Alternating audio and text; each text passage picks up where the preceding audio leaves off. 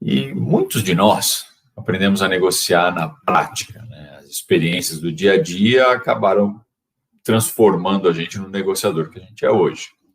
Já outras pessoas aprenderam na sala de aula, aproveitando o conhecimento de quem era mais experiente. É um atalho bastante interessante também.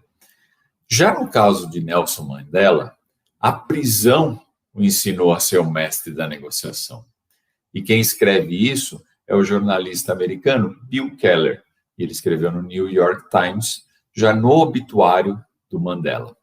Então, são inúmeras as lições que ele nos deixou enquanto negociador. E na aula de hoje, a gente vai estudar algumas dessas lições e como aplicá-las no nosso dia a dia, que essa é a parte interessante, porque não adianta a gente ver o que ele fazia, mas não conseguir traçar um paralelo entre o que ele fazia e o que a gente faz. Afinal, o ambiente, as circunstâncias que a gente vive são muito diferentes das que ele vivia. Consequentemente, é importante a gente fazer esse paralelo. E eu sou Alexandre Cury, especialista em negociação, e eu te ajudo a dominar a arte da negociação para construir uma carreira de sucesso. E para começar, eu já quero te pedir para deixar seu like aí, se inscreve no canal, quem está no Instagram pode deixar o like, me manda o coraçãozinho, que é ótimo de ver aqui, sempre dá um incentivo a mais. E quem está no YouTube, mesmo quem está no Instagram, vai lá, se inscreve no meu canal do YouTube. Todo dia tem conteúdo novo sobre negociação. E já vai deixando aí nos comentários, no chat, pode deixar seus comentários, suas dúvidas, que eu vou responder até o final dessa live. E se você conhece outra pessoa que pode se beneficiar desse conteúdo, que gosta do Mandela, por favor, já compartilha com ele agora, chama ele ou ela para assistir essa live, que ainda dá tempo. E no episódio de hoje, nós vamos falar sobre as lições do mestre da negociação, Nelson Mandela. E, bom, seria impossível fazer uma breve introdução da trajetória aí desse homem que marcou a história da humanidade de uma forma tão positiva, né? E ele fez tanta coisa que não dá para falar pouco dele. A gente podia passar horas e horas aqui conversando sobre todas as lições que ele nos deixou. Mas hoje eu queria abordar um assunto específico com vocês. Algumas das lições que Mandela nos deixou como mestre da negociação que ele era.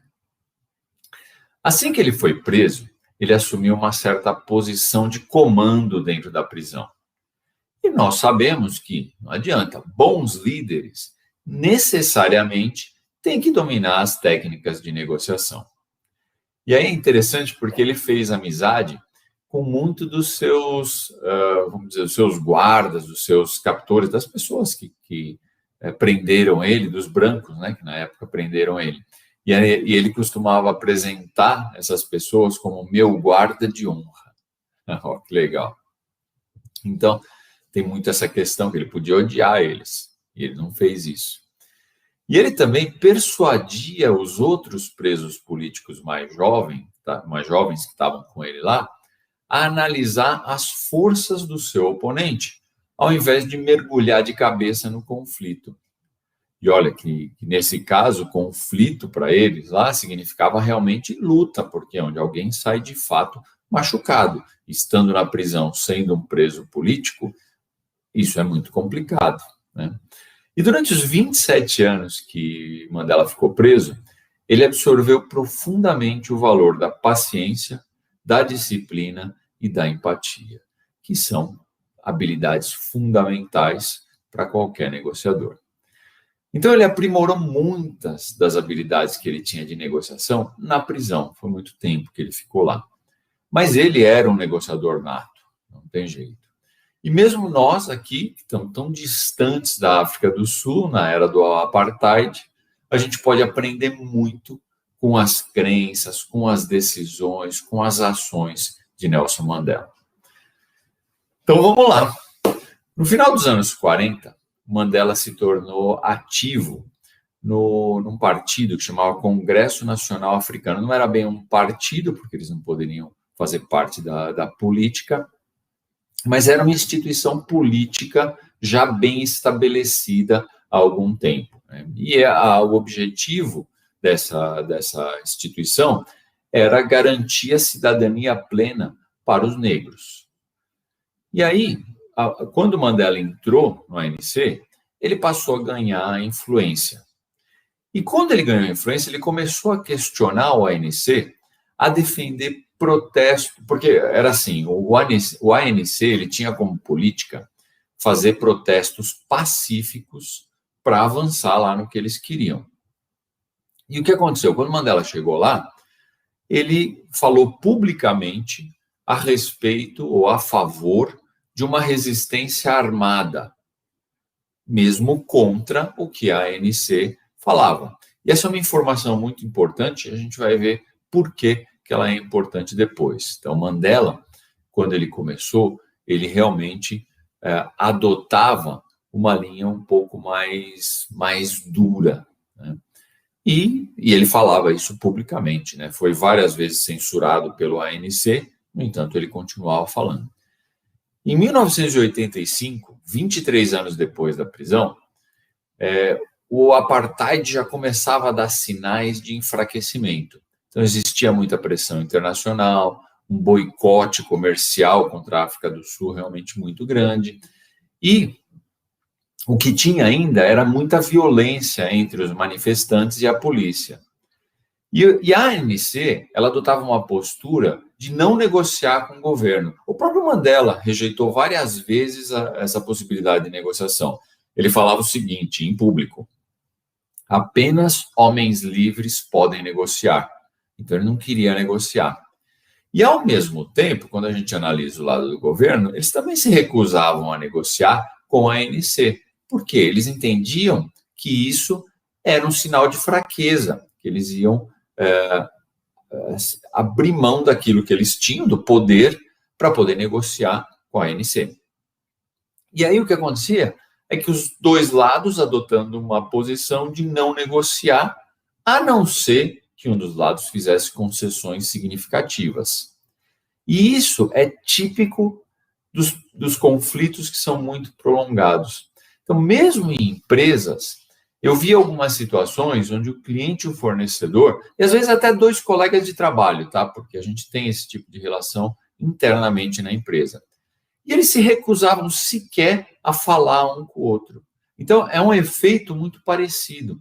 Quando o conflito se prolonga, as partes assumem que não adianta negociar. Por quê? Eles assumem que o outro lado é irracional, que o outro lado às vezes é burro, e que nunca vai entender a questão como ela é de verdade.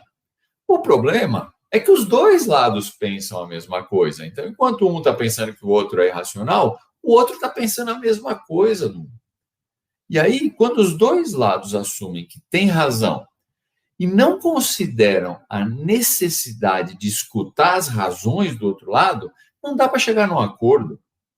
Por isso que a negociação falha e aí os dois lados desistem. Ao longo do tempo, eles acabam chegando à conclusão de que não vale mais a pena negociar. E no caso do apartheid, é até difícil imaginar como um governo de minoria branca achava que tinha razão em oprimir a maioria negra.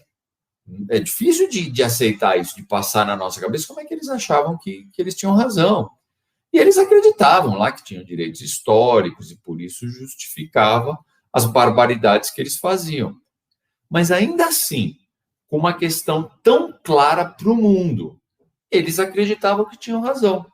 Mesmo que fossem só eles e todo mundo contra, eles acreditavam nisso.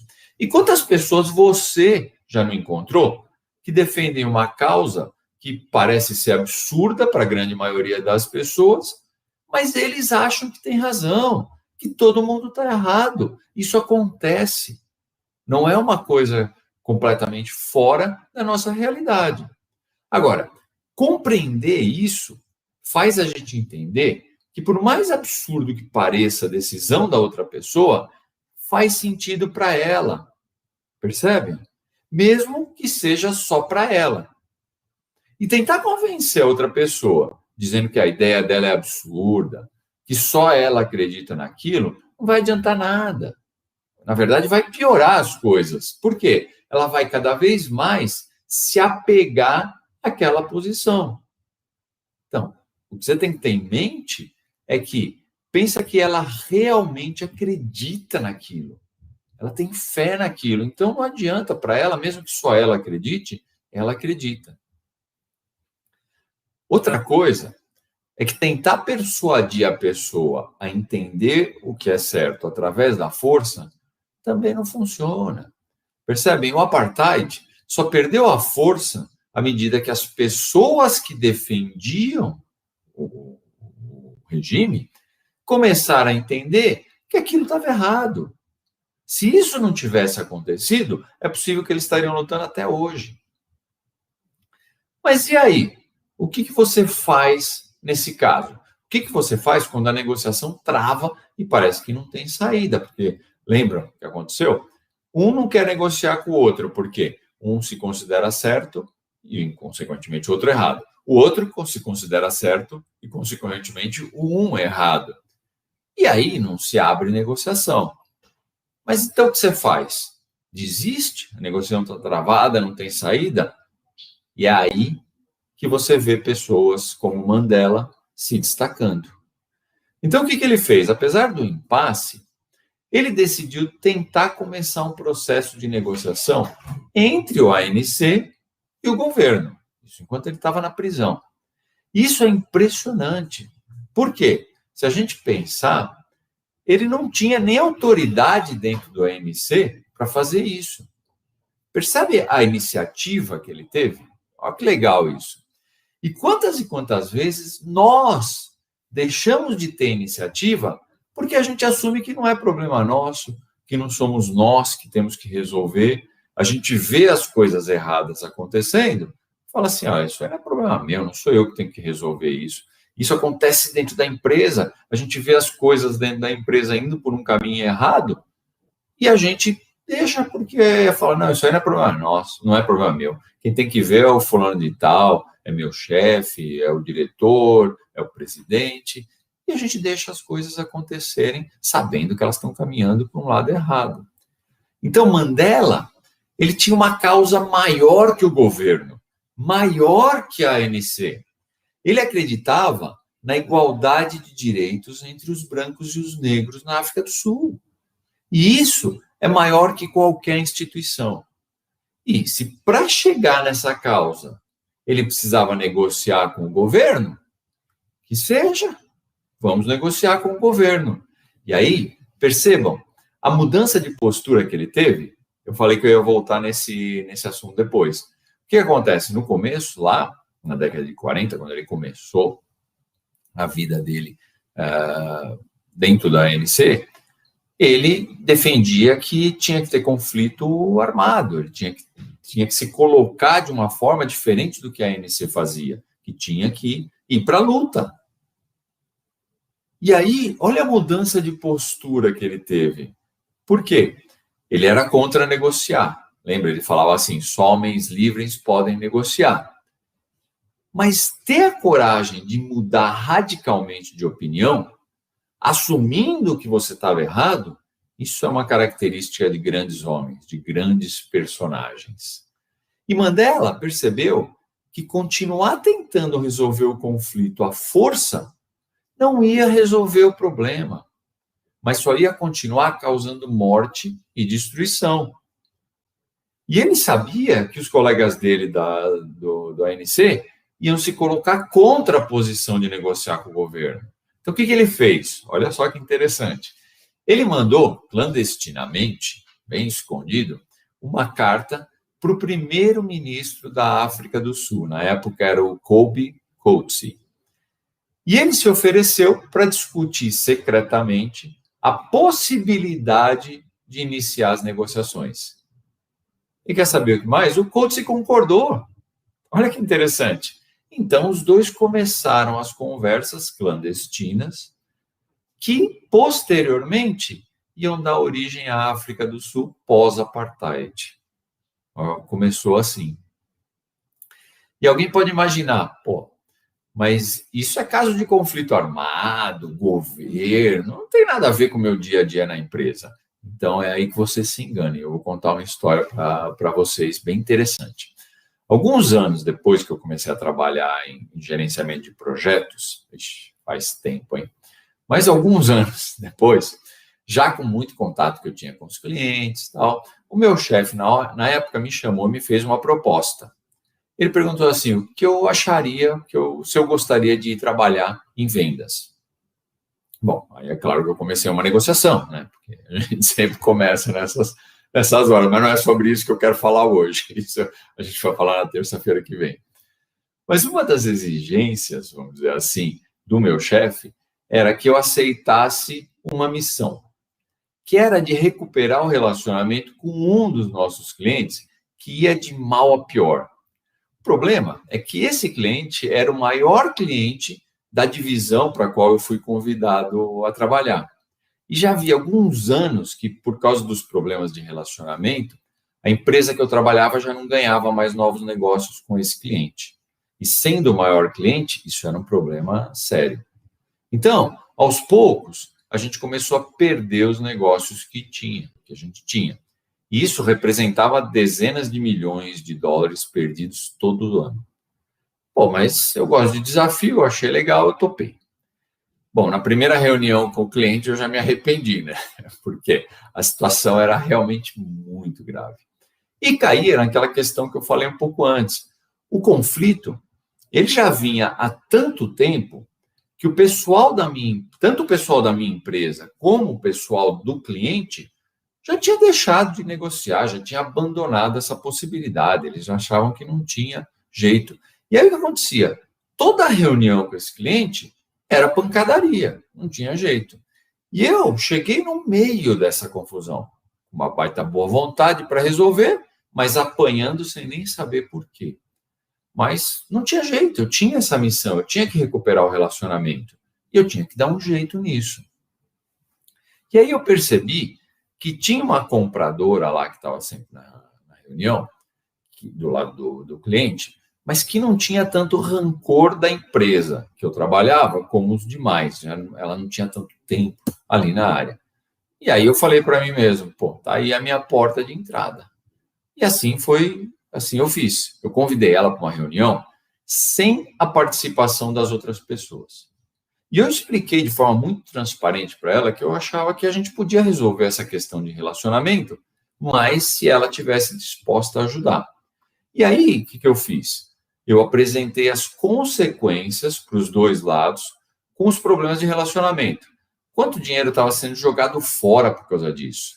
E aí eu fiz um trabalho bem detalhado. Por quê? Eu levantei todos os anos de negócios mal conduzidos, negócios perdidos, problema de entrega, qualidade, atendimento, e dei números para essas coisas. E vou falar, o número era brutal, e não só para o lado da empresa que eu trabalhava, era brutal para os dois lados. Bom, ela olhou, ficou meio ressabiada, mas falou, olha, eu vou te ajudar. Bom, para resumir a história, foi muito desafiador, deu trabalho, foi um monte de noite sem dormir, mas aos poucos as coisas foram melhorando, e 6 meses depois, a gente voltou a ganhar um negócio com esse cliente. Para mim, como profissional, foi fantástico. Eu fui reconhecido não só dentro da minha empresa, mas a alta direção do cliente também atribuía a mim, né, o mérito de ter recuperado o relacionamento. Percebe o valor que isso tem para um profissional? É fantástico. Bom, na questão da África do Sul, claro que era infinitamente mais complexa,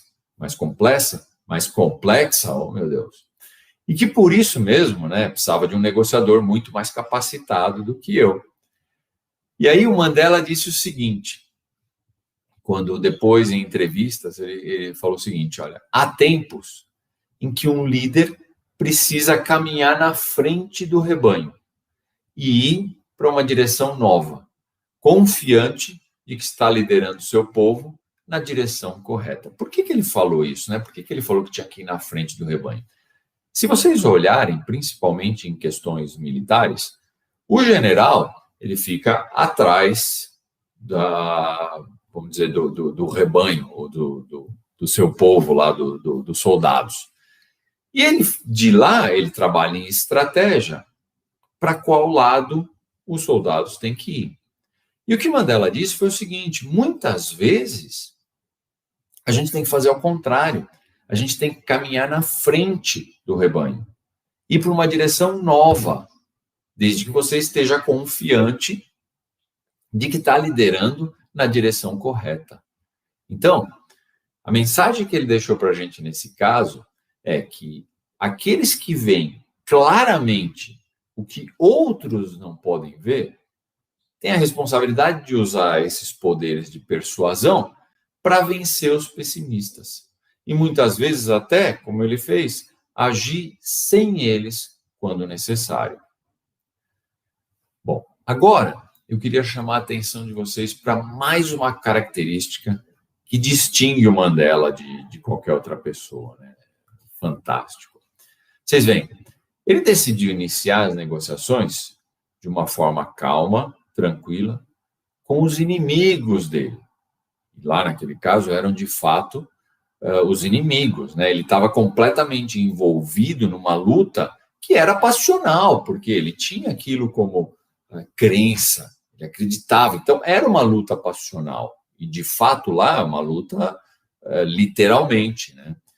E com as pessoas que tinham colocado ele na prisão para cumprir uma sentença perpétua. Eu fico imaginando, e eu acho que vocês também, a dificuldade que deve ter sido isso. E ele tomou a iniciativa de começar as negociações, percebem? Vejam, ele tinha toda a razão no mundo para odiar aquelas pessoas. Mas não, ele partiu de um pressuposto de que era melhor negociar com essas pessoas. Ele tinha que fazer ao contrário. E em 2007, o jornalista Bill Keller, que acompanhava ele, perguntou para ele o seguinte: como que você conseguiu superar o ódio pelo regime, sendo que essas pessoas com quem você começou a negociar tinham oprimido não só ele, mas todo o povo dele? E aí, olha o que ele respondeu. Ele falou o seguinte: olha, o ódio nubla a razão. Ele atrapalha a estratégia. Líderes não podem se dar o luxo de sentir ódio. Fantástico, né? Ele era uma pessoa diferente. Então, além de conseguir controlar as suas próprias emoções, ele tinha uma habilidade gigante de empatia. E aí, o que ele conseguiu? Ele conseguiu identificar maneiras de capitalizar o que ele queria sobre as emoções dos seus colegas da ANC e dos adversários. Ele estava acima disso, ele tinha uma visão maior que isso. E a empatia, ela tem uma função crucial dentro de qualquer negociação.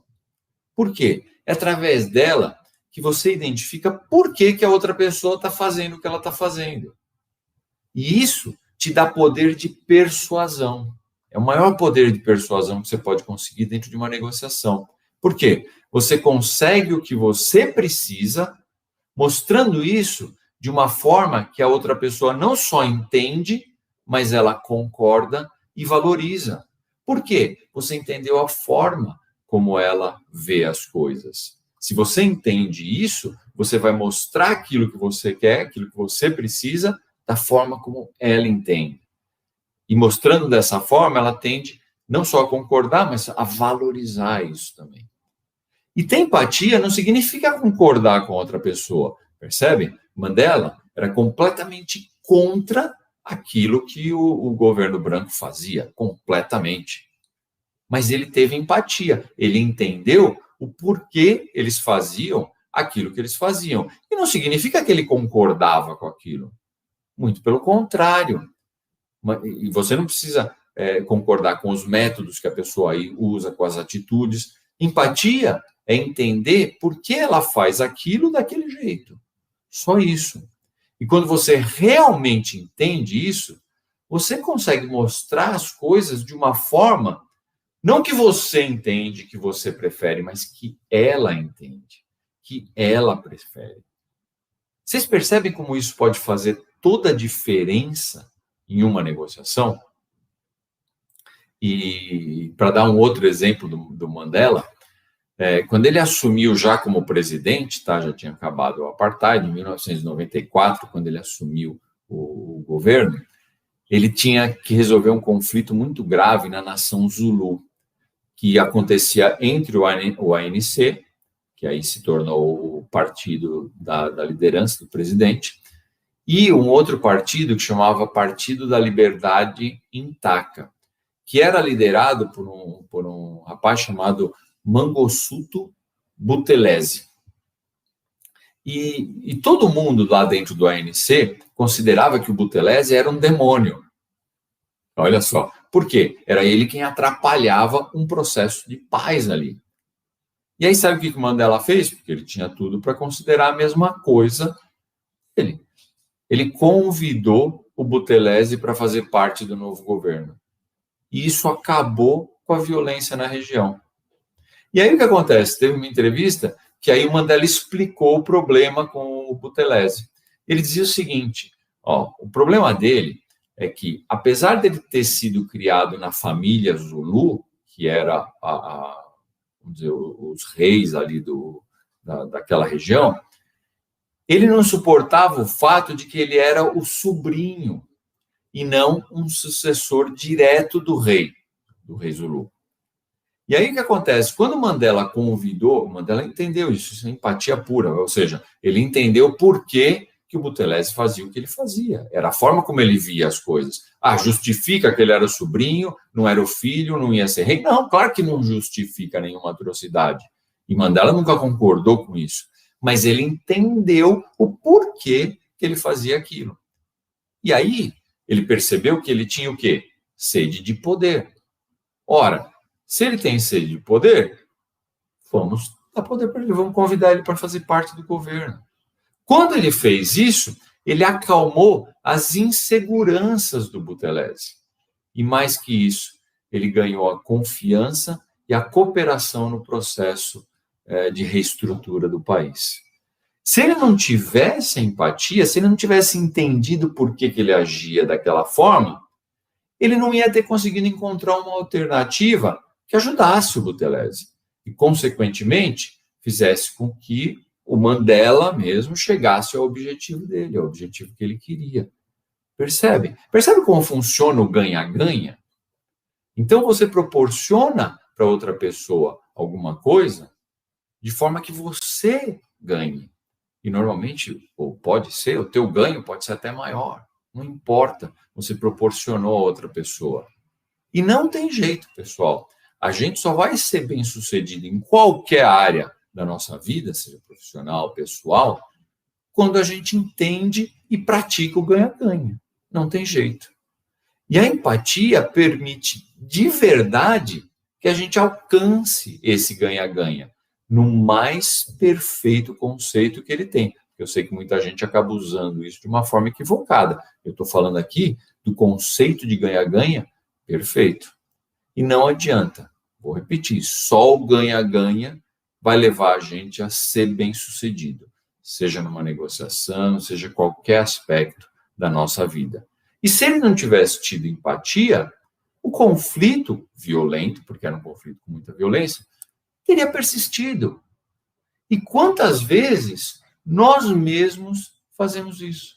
A gente alimenta o conflito porque a gente não entende por que o outro lado está fazendo o que ele está fazendo. É que muitas vezes a gente cria um conceito errado de que entender o outro é concordar com o que ele faz. E não é nada disso. Entender o outro é entender o porquê ele faz aquilo e não concordar com isso. Não tem nada a ver uma coisa com a outra.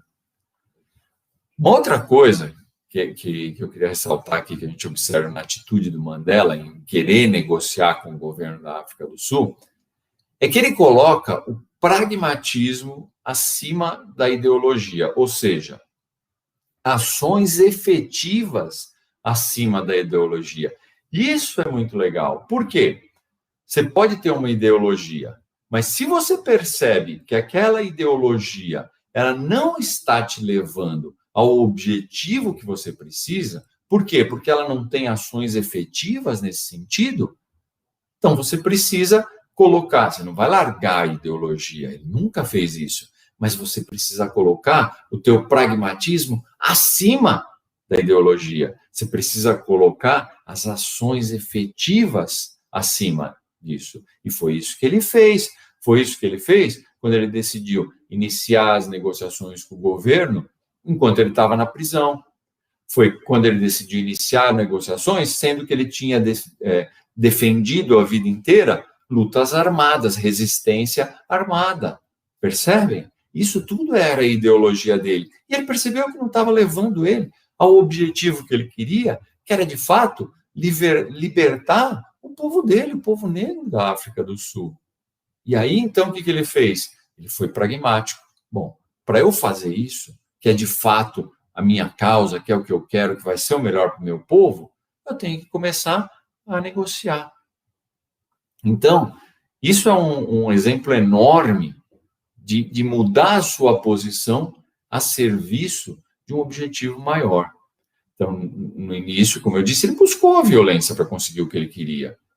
E apesar dele mesmo ser muito linha dura nesse sentido, isso não vai levar meu povo à liberdade.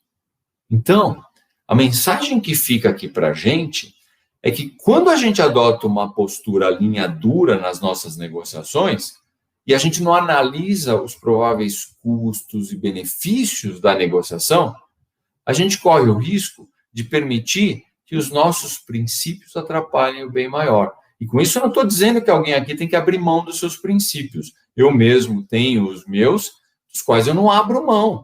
É ótimo ter princípios. E você tem que perceber. O que eu estou dizendo é que você tem que analisar. Bom, esse é o meu princípio. Negociar vai me trazer mais custo ou mais benefício? Não, vai me trazer mais custo. Eu não abro mão desse princípio e não vou abrir em hipótese alguma. Então, você não negocia. O que eu estou dizendo aqui não é abrir mão dos princípios, mas sim analisar, como o Mandela fez. Então, ele considerou racionalmente e falou assim, olha, vou negociar ou não vou negociar? Não, eu tenho que negociar. E isso é importante. Então, racionalmente, você decide. Eu já abandonei negociações porque feriam os meus princípios, tá? Qualquer dia eu conto as histórias para vocês. Já fiz isso, mas eu fiz isso consciente. Eu considerei racionalmente o custo-benefício que era isso. E muitas vezes você acaba fazendo. Bom, basicamente era isso que eu tinha para apresentar para vocês. Eu espero, sinceramente, que os exemplos de Mandela eles sirvam para as suas negociações do dia a dia. Tem muita coisa que a gente pode usar, é muito interessante. E eu, particularmente, gosto muito de fazer isso, analisar essas grandes personalidades, tirar esses exemplos, porque são sempre fantásticos, né? São sempre motivações para a gente, né?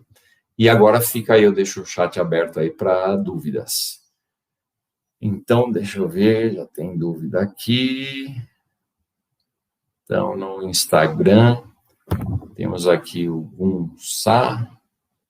Como funciona um bom feedback por um bom líder? Bom, feedback é sempre uma situação onde você tem que ser sincero, honesto e transparente com o seu liderado. Você não pode mentir para ele. Você não pode, como eu digo, dourar a pílula. Agora, você tem que levar em consideração o seguinte. Do outro lado, tem uma pessoa que tem sentimentos, que talvez nunca esteve mal intencionada, e as coisas são assim. Então, você tem que tomar muito cuidado para dar o feedback de uma forma positiva, e não que leve a pessoa mais para baixo. Eu acho que aqui todo mundo já teve os exemplos das duas coisas, né, de feedbacks que a gente tem, que a gente sai destruído, que a gente sai em depressão. E feedbacks que, por mais duro que tenham sido, nos mostram como uma motivação, como alguma coisa que a gente tem que realmente melhorar. Então, é importante no feedback você levar isso em consideração. Eu acho que a sinceridade e a honestidade é fundamental, mas a forma como você vai colocar isso é importante. E é importante a mesma coisa que a gente falou no começo sobre a comunicação. Não adianta você querer dar o feedback como você gostaria de ouvir. Porque não é você que vai ouvir. Você tem que dar o feedback considerando as características da pessoa que está recebendo isso. E isso é importante. Por isso que todo líder é um bom negociador. Por quê? Todo bom líder é um bom negociador. Porque ele leva em consideração o ponto de vista, o aspecto que a outra pessoa vai enxergar o que a gente está falando. Por quê? Qual que é o objetivo do teu feedback? O objetivo do teu feedback é que a pessoa melhore, que a pessoa mude, que a pessoa se transforme. Então, você vai fazer isso de uma forma que ela entenda, porque se você fizer de uma forma que você entenda, mas talvez ela não vai adiantar nada, vai entrar por um ouvido e sair pelo outro. Então, eu acho que um feedback tem que ter essas características para ele ser realmente efetivo. E vê aí, se não respondeu, você coloca aí que eu complemento, não tem problema. Enquanto isso, deixa eu ver, tem mais uma dúvida aqui. O Miguel falando o seguinte: eu não sou Mandela. Como eu fico calmo quando estou com ódio de alguém na negociação? Miguel, é complicado realmente, né? Não é fácil, não. Mas o que acontece? De fato, a gente não é Mandela, mas existem algumas técnicas que a gente pode usar para isso, tá? Mas, olha, de verdade, o que eu acho que funciona melhor é você ter um objetivo claro para a sua negociação. E foi o que o Mandela fez, né? E é isso que ele traz de exemplo. Ele tinha uma causa maior, ele tinha um objetivo maior. Então, esse objetivo, ele superava qualquer sentimento que ele teria, porque, percebe? O ódio era um sentimento dele, mas o ódio dele podia atrapalhar um bem maior que ia afetar um povo todo na África do Sul. Quando você tem uma missão, um objetivo claro, você consegue superar os teus sentimentos. Então, é curioso porque o Jim Camp, que é também um grande negociador aí, ele fala que você tem que ter uma missão e um propósito para cada negociação que você faz, independente do tamanho. E é justamente isso ajuda demais, né? Porque se você tem um propósito claro para a sua negociação, por mais que surjam aí distrações, vamos dizer assim, durante o processo, você tende a dar a volta porque você quer chegar no seu objetivo. E aí você supera algumas questões difíceis, tipo essa que você coloca, né? Você está com ódio do cara. Então, apesar do ódio que você está sentindo, você sabe que tem um motivo maior que aquele. Então, você acaba superando isso para conseguir o que você precisa, o que você quer. E isso vai te dar, né? Conseguir o que você quer, pensa nisso, né? Conseguir o que você quer vai te dar muito mais satisfação que alimentar aquele ódio que você sente e nunca conseguiu o que você precisa. Então, você sai, você xinga o cara, você fala que o cara é isso, que o cara é aquilo, mas você também não está conseguindo o que você precisa. Então, minha sugestão aí para você é ter um propósito claro, que você define já na preparação da negociação. Assim você evita de se desviar desses percalços aí que aparecem no processo, porque eu posso te garantir, eles vão aparecer, né? Os percalços surgem. E os sentimentos, né? Esse é um cuidado que a gente tem que ter. Os sentimentos, eles vão surgir. Todo mundo vai sentir raiva, vai sentir desânimo, o sentimento aparece, a gente não tem como impedir, a gente não tem controle sobre isso. Agora, o que a gente tem controle é como a gente reage quando o sentimento surge. Isso faz toda a diferença. Então, é aí que a gente tem que trabalhar. Não adianta a gente querer trabalhar e não sentir, né? A gente tem uma expressão na negociação que a gente chama de poker face, que é como se a gente não sentisse nada ali na negociação. Não dá, gente. A gente sente, todo mundo é ser humano. A diferença está em que você não vai reagir quando o sentimento surge, ou a forma como você vai reagir quando o sentimento surge, ele vai surgir. Então, essa é que é a grande diferença. Deixa eu ver se tem mais alguma pergunta. Acredito que não. Então, é isso, gente. Eu acho super interessante a gente aprender com a história das grandes personalidades, dos grandes negociadores, aí no meu caso. É incrível. Eu acho incrível como a gente consegue aprender observando com cuidado o que as pessoas como Mandela fizeram. Pô, são lições incríveis e que realmente se aplicam à nossa realidade do dia a dia. Não está tão fora. São situações diferentes? Sim. São cenários diferentes? Completamente diferentes. Ainda bem. Mas, ainda assim, a gente consegue aplicar a nossa realidade. E saber usar essas técnicas em qualquer tipo de negociação é que destaca a gente como negociador, que faz a gente ser bem-sucedido.